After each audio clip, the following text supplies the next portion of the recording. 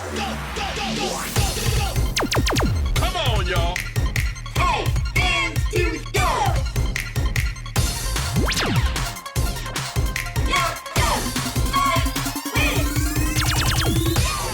Welcome to the Cheer Chronicles podcast with Rosie. Hi, everyone. Welcome back to the Cheer Chronicles podcast. Can you believe it? It is episode 2. And for the 2 people listening, get excited. Let's talk about something that is super, super important to me. And I'm sure to a lot of cheer coaches and a lot of cheer parents and sports parents in general. Let's talk about commitment. Now, before we start, just want to quickly remind you that this podcast is about the perspective of a cheer mom and a cheer coach, both of who is me. So, I am one of those parents who, like many of you, when it comes to commitment, I am telling my kids that no matter what, we're committed to do this. We're going to see this through till the end of the season. Rain, shine, snow, hurricane, we're in it to win it. Floods, literally floods. Like I drove through a flood the other day to get to cheer practice because it is comp week and practices are mandatory for my kids. But that's the commitment that I'm talking about. 1,000% committed. I expect my kids to be just as committed. So here we are, again, fully committed. And of course, you have those seasons where you would never question your commitment. Your athlete is having an amazing time. They're enjoying the team and they're enjoying the routine of that season. They're enjoying, being coached by the coaches. And it's just that vibe that it's a great season. But there's times where that doesn't always happen for the athlete and or the parent. This is difficult because who wants to have this constant disagreement with your child? I'm exhausted on a regular basis, and I cannot imagine having to deal with that. I am definitely the parent who is pushing them, telling them that you need to see this through. We're going to continue to the end, like I mentioned before, but we have to stay committed no matter what. However, as a cheer coach, and here's where it gets a little tricky, you want your athletes to show up, right? As a cheer coach, you not only want them to show up because anybody could show up to practice, right? And give, 25%, but you want them to show up and give 110%. I'm big on never missing practices because we all know that with this sport, we are not usually pulling people off a bench. For example, in volleyball or soccer, we may be able to get a player to go in for another athlete without a problem. Especially the kind of teams that I coach, because we're not a huge program where I could go ahead and grab another athlete to fill in.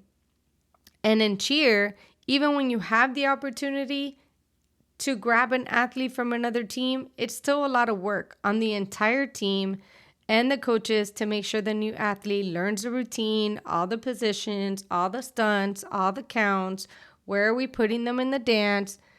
It's very difficult if an athlete doesn't show up to practice. So that could be, honestly, an entire episode about practices, but we'll stick with commitment right now.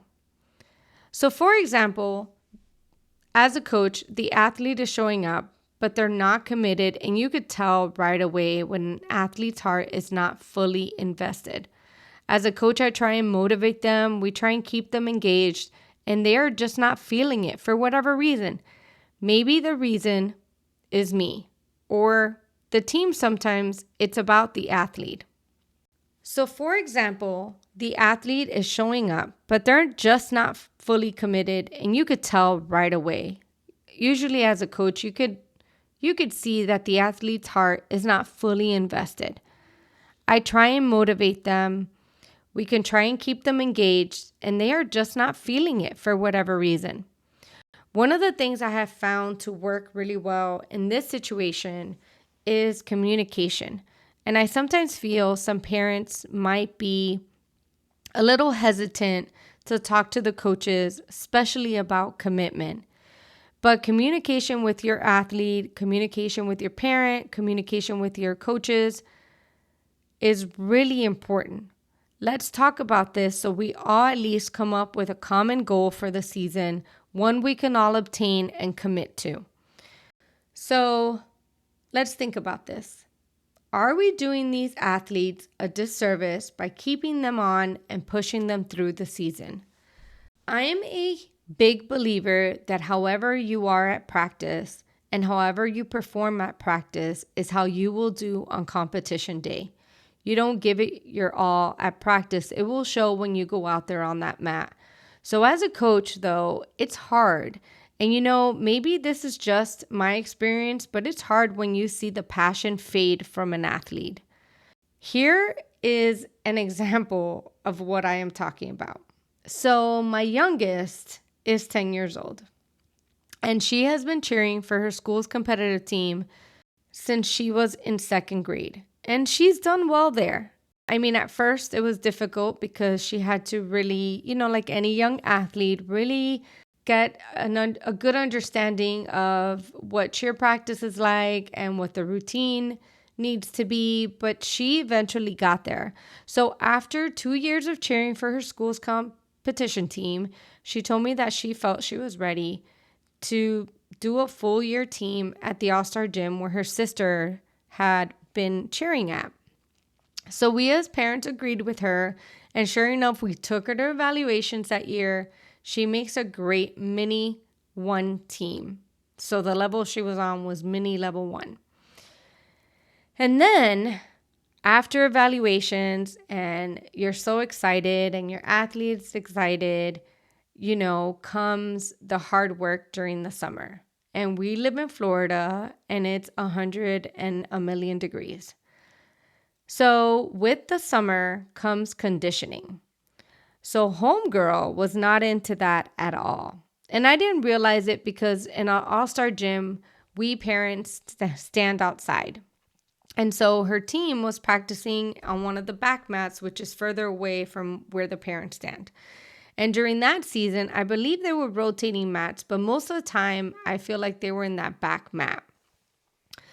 And I would sometimes be able to see her be a little pouty. She looked a little disconnected from what was going on.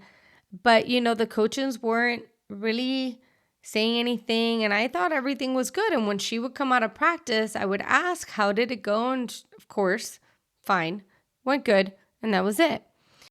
So during the summer, a lot of conditioning happens in all-star cheer gyms. Choreography doesn't come till late August or even sometimes early September. This is just when the gym is drilling the basics of cheer. As a coach and as a cheer mom, I know that conditioning needs to happen, especially at a mini level 1. So that once we get choreo, we are ready to concentrate on our cheer routine. We know how to do our sponge. We know how to do our grips as a base. We know our body positions as a flyer. Like, we are in this. And so the coaches kind of let me know that she was having a hard time. Eventually, they pulled me aside to let me know. And I remember saying, okay, I'll go home and have a talk with her. And we did. We had a little talk and she understood. She told us, I'll do better next week. And that was it. So next week rolls around and I'm walking into the cheer gym office and the cheer manager stops me and says if we could have a quick talk in her office. And I immediately thought I forgot to pay my bill. But it wasn't that. She wanted to talk about my daughter and how she was just not doing her best at cheer practice. So she told me that she had even been crying in some parts of the cheer practice. And I have a feeling, looking back, that she was doing this to try and get out of conditioning. Like, I'm not going to lie. So I told the gym manager that we would talk with her again and really have a serious talk. I have to say that first talk we had with her was, kind of quick, we're committed. You need to stay in this. What are you doing? It's fine. You're strong. And it was kind of quick, end of the night before bedtime kind of talk. So we did go home and have a serious talk with her. So when we got home, we had a long talk. And I let her know that she needed to make a decision. You have to let me know what you want to do. I had to let her know that once you leave the team, there's no coming back for the season. Like, you're not going to miss out on all the summer's conditioning and working hard during the summer and think you're going to come back after choreo. I let her know that this is super expensive and we cannot continue to pay for cheer if you're not going to be committed to the team.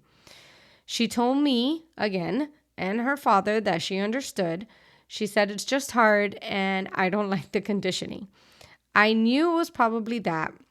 And I knew that once we started, the season off and she had choreo, she would be fine. But we had a few more months, maybe even 2 months before then. And I told her, let's go ahead and have you sleep on it. And in the morning, you let me know your decision.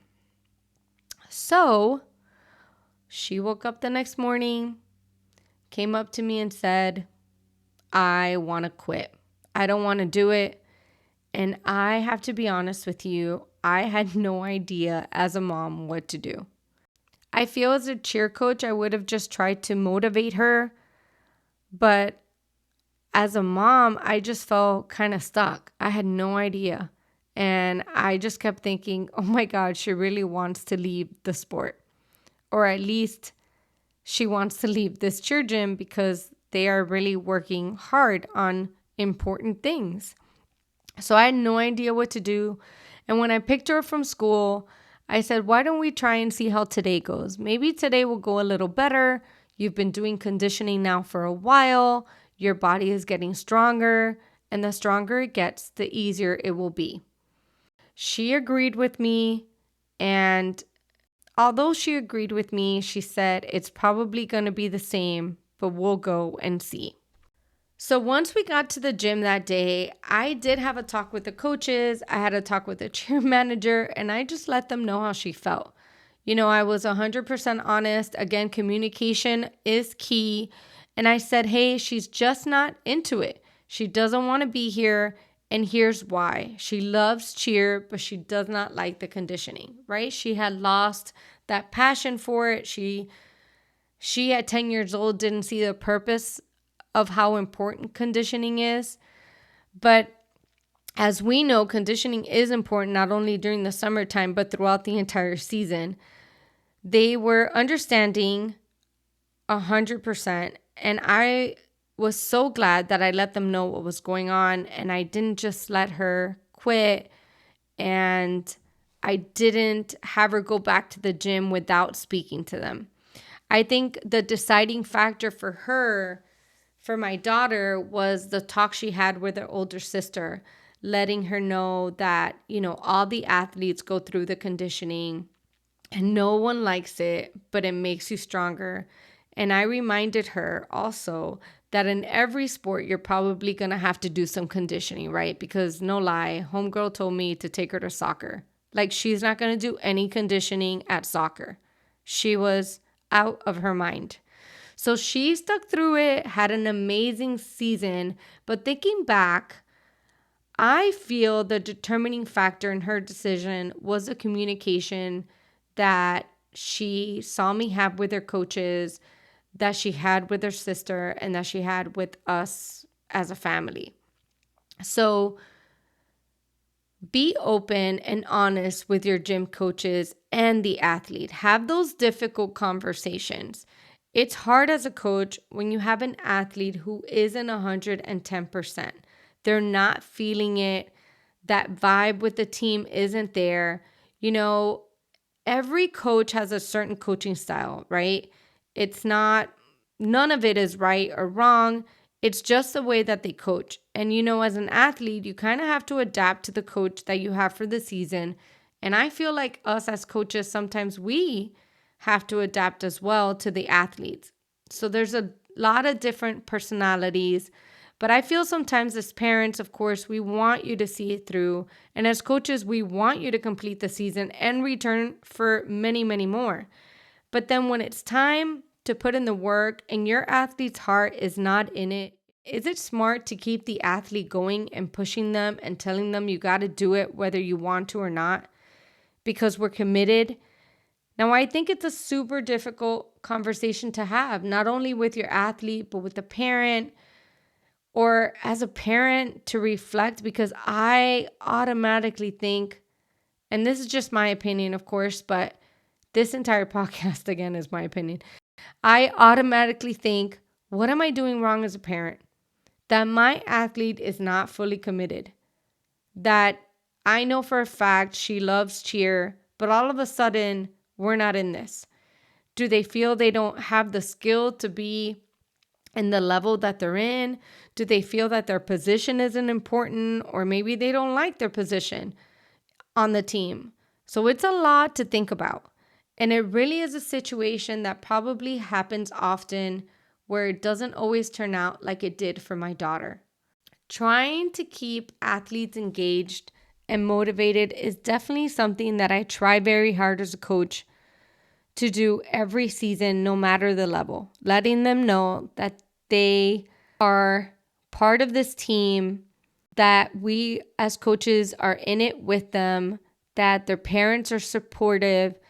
I especially drill into my elementary team that we cannot be a team if one of them is not there. Every one of them has such an important part in that routine for the season. And I make sure to let them know how important they are.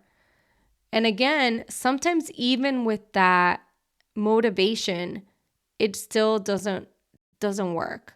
So if you are still listening to this podcast, let me know what you all think about this episode on commitment. Maybe you or your athlete had a similar situation and have some suggestions on how you handled the commitment situation for the season.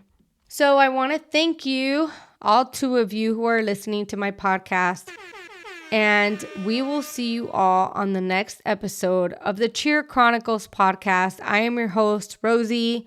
Thank you again for listening.